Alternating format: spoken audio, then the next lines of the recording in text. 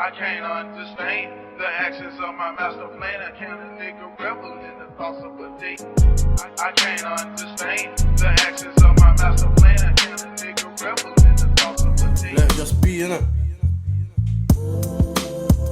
Still shitting on niggas. Still shitting on them.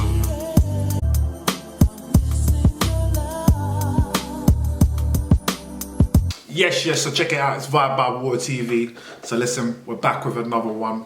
We're gonna get into a review actually. We're gonna do a review of Cormega, the Realness 2. You know what I mean? This has been out for a month and a bit now, and I've actually been meaning to get to it, of course.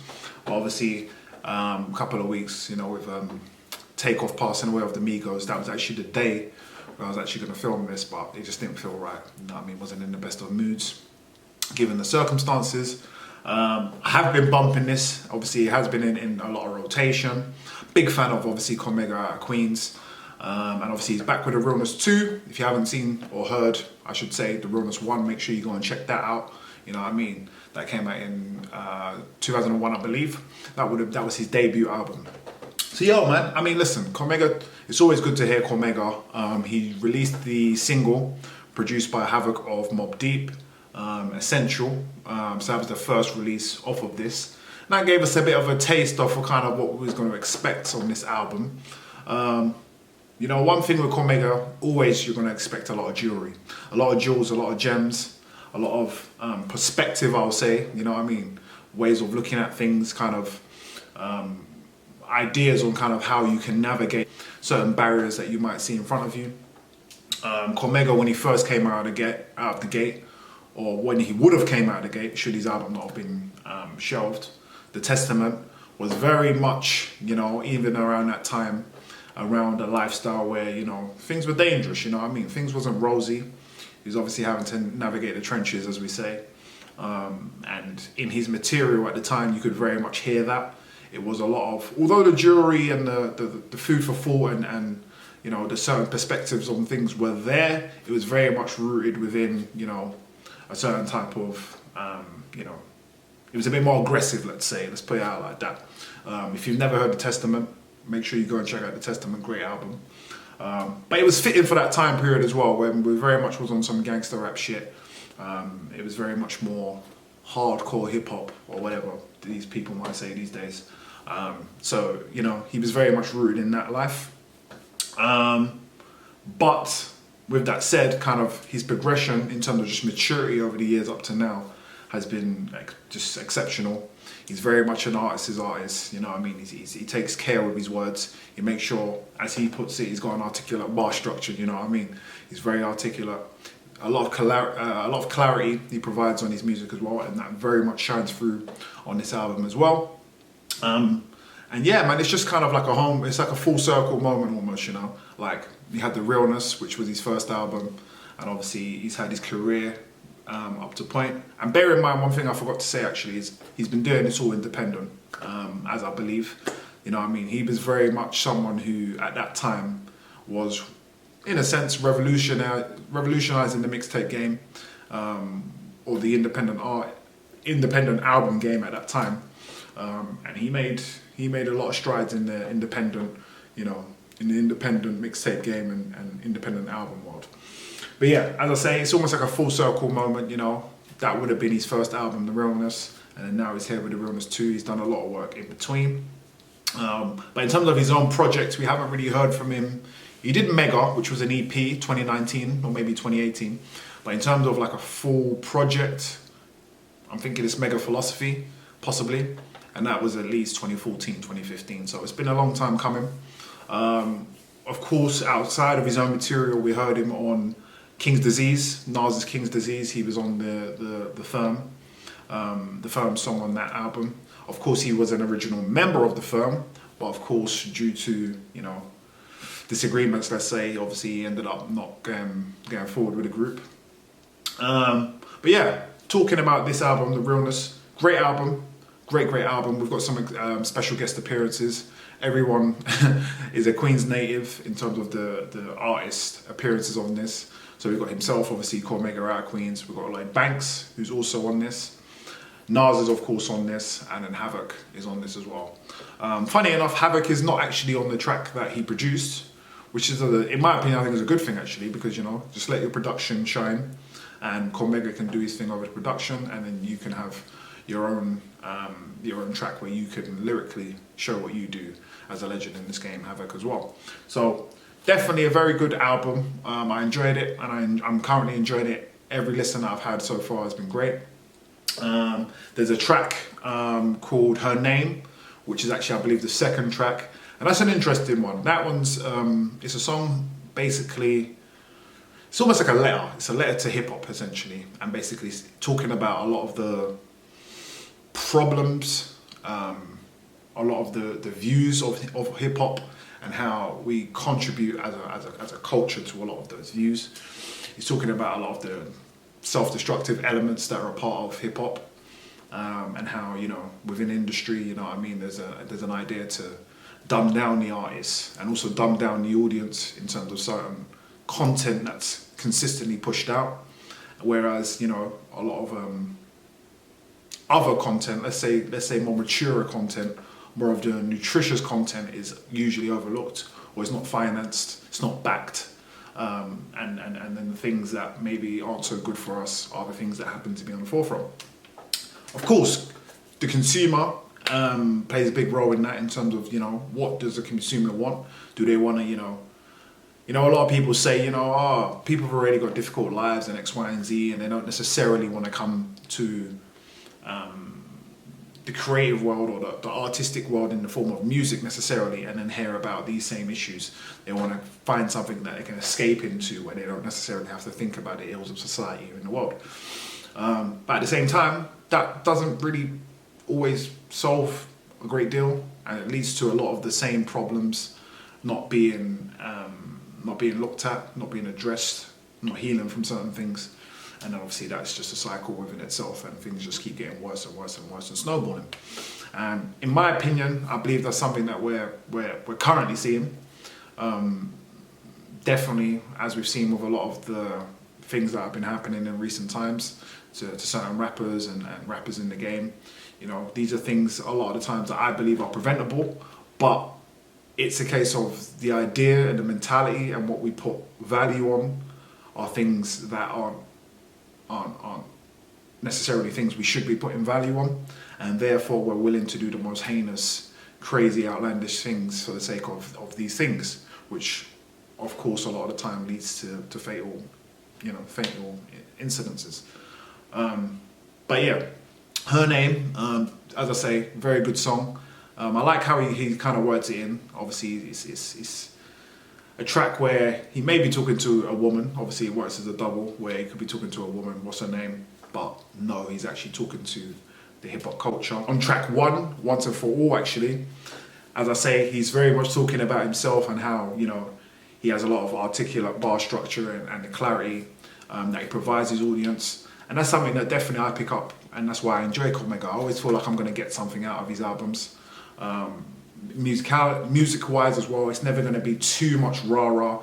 It's going to be a nice backdrop that's going to allow him to almost kick. It's almost like poetry. It's almost like spoken word almost in certain places. And I believe there's a track towards the end where he is just doing a spoken word piece. And I feel like that's when he's in his element. One thing I've also noticed about this album is that, and now I think about a lot of his more recent material as well, there's not a lot of cursing. He's not one who's like, he picks his words very, very carefully, and he's not someone who just curses for the sake of it. Like, maybe in the first couple of listens, when I actually noticed that, I don't feel like I'm hearing a lot of cursing on this. I felt like there actually wasn't any songs where he was cursing, but then when I actually was listening a little bit more intently for for a curse word, for a fuck or for a shit or for a bitch, I did hear a couple, but Hours. That's the track where he does curse a bit. I think there's a couple of fucks thrown in there, and he's talking a little bit more aggressively. It's a little bit more of a nod to the older Cormega, where it's a very much that's a hard hitting track still, and he's talking some shit on that. You know what I mean? Not in like in a malicious way of, you know what I mean, but on a, just don't play with me, innit? Just because I'm kicking what I'm kicking now and I'm kicking knowledge, don't think you can play with man, you know what I mean? Man still comes from where man comes from. So you have to respect that. Track 3, we got Glorious. That's the track obviously with Nas. That's a nice track, man. Nas, anytime you hear Nas and Cormega together, for me anyways, as a big fan of both of them, it's always a great thing because I know there was a long time period where they wasn't necessarily on terms. Nas is very much talking about, you know, capitalism and kind of his place in the game and kind of the work that he's done all of these years in his prolific run and how the audience has obviously helped him to get to where he is now. He's also talking about how him and Cormega, this is not something new. They've had, you know what I mean, a relationship going back before music. You know what I mean? They grew up together. They was on the block together. So it's obviously deeper than rap.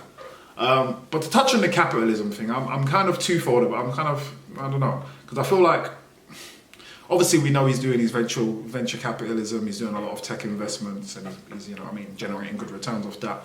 But then I also just feel like, yeah, like you're currently being a capitalist and making sure you're positioning yourself strategically in order to make money in the long term, which is quite a capitalistic ideal. But then on the other side, you're talking about how, you know what I mean, like you're fuck these capitalists that you're surrounded by, and you know what I mean, they ain't got no soul basically. So I'm a bit like, but then when I really, really think about it, I'm like, yeah, but it is slightly different because, you know, when you found yourself in a position where, you know what I mean, survival is your first instinct and you have to live to survive, you know what I mean, you got to live and go out there and hunt and kill just to survive, you know what I mean? Like, it's a different type of capitalism you have into play. Cool, you're playing within the rules of the game, but at the same time, it's like, I'm playing to survive. Okay, now I've maintained some comfortability. I've got some foundation. I'm bubbling.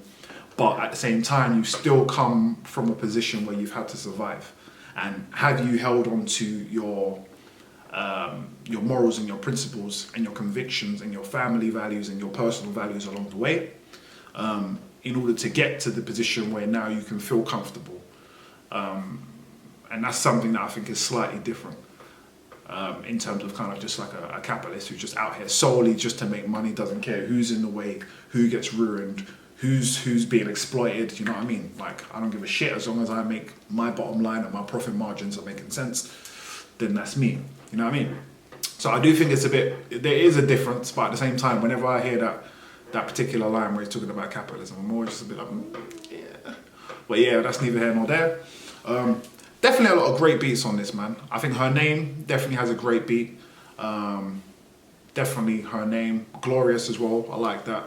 It's menacing, but at the same time, it's like, it's not too overly aggressive, you know. Like, it's still a nice kind of spaciousness and openness for the two of them, Nas and Cormega, to just flow on it. Essential, of course, is a very good song. And the beat, particularly by Havoc on that one, is just, I can't even honestly tell you the amount of times that I've played that back. But yeah, as I would say, if you want to hear more about Essential, make sure you click on the link. I will include that somewhere along in this video, because I did do a particular review for that track.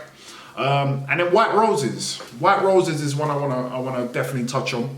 So that's a song that Cormega is dedicated to, well, really New York artists. He's talking very much about Biggie. He's talking about Big. And the impact that Big had and kind of how he was able to kind of have such an impact within the game and just kind of giving his flowers to Biggie. He also touches on the Wu and he goes member by member, you know what I mean? No one gets missed out. Deck is in there, Master Killer's in there, U-God's in there. He speaks on Rare and Ghost, RZA, Jizza, you know what I mean? And then Method, and at the end he talks about the late great Old Dirty Bastard, ODB, and how, you know, he was special to the group and how his impact and his kind of vulnerability, in a sense, was able to kind of kick down many doors within hip-hop and just show a different side of kind of, well, the hip-hop and also just the black male figure within this particular archetype, if you like. So that was very impressive. I enjoyed White Roses, and it's very much as him, literally giving his roses, giving his flowers to all of those great artists. So big respect for that one. There's a particular line as well that he actually says where he says, slow money breeds hatred. And I just thought that was a clever line, man. And then the more I thought about it, I was like, shit, man, that's true, you know? Because like, when you're in a situation where, for example, you know, like people around you, you can kind of provide them an idea of a quick get rich quick scheme, or like, you know what I mean, let's quickly do this so we can get that. Or if we do this and we flip this and we get that, you know what I mean? People are always interested, and they're like, yeah, okay, cool, how can we do that? What do we need? How can we facilitate that? But when you think about kind of the slow grind of, oh no, we're gonna have to mash work for X amount of time. You maybe might not even know what that X amount of time is. And there's not even a guarantee necessarily on what that output's gonna be. Or if you kind of just have an idea or a vision or a dream, and there's something that you're chasing in the long term. It could be corporate life, it could just be your 9 to 5, it could be whatever. A lot of the times, those things people aren't willing to partake in, or those people aren't willing to do it, or they're not really ready to invest, whether it's tangibly or just kind of with their energy into those things. But then when someone does do it, or someone does choose to do it, and they're on that grind, a lot of the times people will doubt you, or, you know, will throw, you know, negative shade your way and stuff like that, because you're doing that, and there's not necessarily a guarantee it's going to yield. But you as that individual, you're just focused on, no, this is what I'm doing and I'm going for it. And a lot of the times that can breed hatred, because especially if you now do reach your goal at the end and you do get to that place of where you want to go, it's like, wow, how did my man do all of that and he didn't bring me along? Or like, why ain't I getting the looks, or why ain't I getting the phone calls, and my man's stunting on us and now this and that. And it's like, bro, like, that's slow money, bro. And when you're partaking in the slow money grind, like, you've got to be ready to, you know what I mean, fasten your seatbelt and strap in. But a lot of men aren't. And it's only now when the results start yielding that people start looking at you like, oh, raw, yeah, man, shit, you're shining, yeah, I want to be like you, and all the rest of it, you know what I mean? But it's like, along the way, you wasn't really, you know what I mean? Where was you along the way? So that slow money, it breeds hatred, for sure. And I felt like that was a poignant line still. That was a real jewel. That was like, phew, yeah, I like that. I like the way you put that. I mean, touching once again on her name, actually, I want to go back to that. I feel like a few of the other things that he mentioned that I don't think I've said so far is that, you know, he's very much talking about, of course, the state of the game, but he was saying how the artists, the newer artists that are coming up, you know, they're not being guided, or they're not even themselves taking a position where they're seeking knowledge from the elder statesmen and the people who have kind of come before them, and are not giving that appreciation, and not giving those flowers, you know? And a lot of the times that might lead them to make the same mistakes that others have made in the past. But had they sought that guidance, had they have taken the time to, you know, do their research or do the knowledge of the game and look through the timeline per se, like, they wouldn't necessarily of you know, found themselves in certain positions. I believe I saw, you know, 21 Savage the other day had a quote saying that Nas isn't relevant, and it's like, bro, what do you mean Nas isn't relevant? How can a man who's been in the game 30 years still be here today, and people still checking for his work? He's never missed a beat, he's never missed a step, he's still able to drop albums, he's still in the forefront, he's still shining. Like, what do you mean he's not relevant? Do you know what I mean? But that's the type of comment, obviously I know he said it was taken out of context and stuff, but that's the type of comment that someone might throw around here in a way to kind of like say like someone like Nas is washed, or that's old news, we ain't checking for that no more. But it's like, no, bro, we're still here and we're still checking for that. Because in terms of the ideals, in terms of how to gracefully age, in terms of how to navigate certain waters, how to, you know, present yourself in a way where you're not just seeming like you're talking down to people, you know what I mean? You know what I mean? All these types of things, like, those type of figures are needed. And I feel like as a culture, a lot of the times when people get to certain ages, people just start, you know, shitting on them or going on like, you know what I mean? They don't have a place, but they're the people who you need to be checking for. They're the people who you need to be seeking, because they're the people who's going to give you the real information on the game and how to navigate it and how to kind of get the most out of it for yourself, for your family, and for your whole entire situation. And that's why I think even like the passing of the great, you know what I mean, the late great Takeoff is sad, because he was a obviously Migos have been in the game for a long time now, but even them as a collective, but him in particular, like, he was like someone who, you know, I know he done his homework.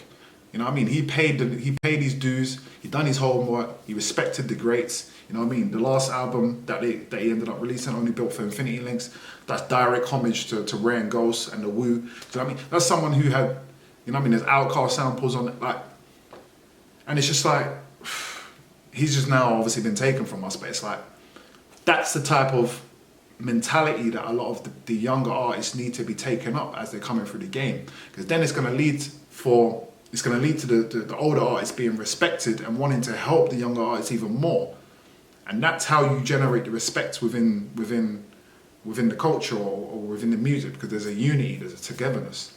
You know what I mean? And Cormega on that track speaks on that. And yeah, man, I just feel like definitely, like, as a culture, there's a lot more that should and can be done in relation to bridging that gap between the younger generation and the older generation. And yeah, man, like, all of the smoke and mirrors and all the glam and the flex and the jewels and this and that, it's like, it's nice and that, but that's not the real of what this culture is and should be. You know what I mean? There needs to be a unity. So I thought that was particularly, just that track in general, I feel like was a particularly good track. But yeah, with that being said, that's obviously Cormega, the Realness 2. Great album. Very worthy follow-up to the Realness 1. And yeah, I hope to hear from Cormega. I hope to hear some more. I hope he drops some more visuals and some videos for this album. And yeah, man, you already know what this is. This is Vibe by Water TV. If you liked this little breakdown, you know what I mean, let me know in the comments what you thought. You know what I mean? If you think I got any points wrong, let me know as well. I'm always happy to hear it. Make sure you like, comment, and subscribe as always. Come back for another one. Look out for new material, and we out.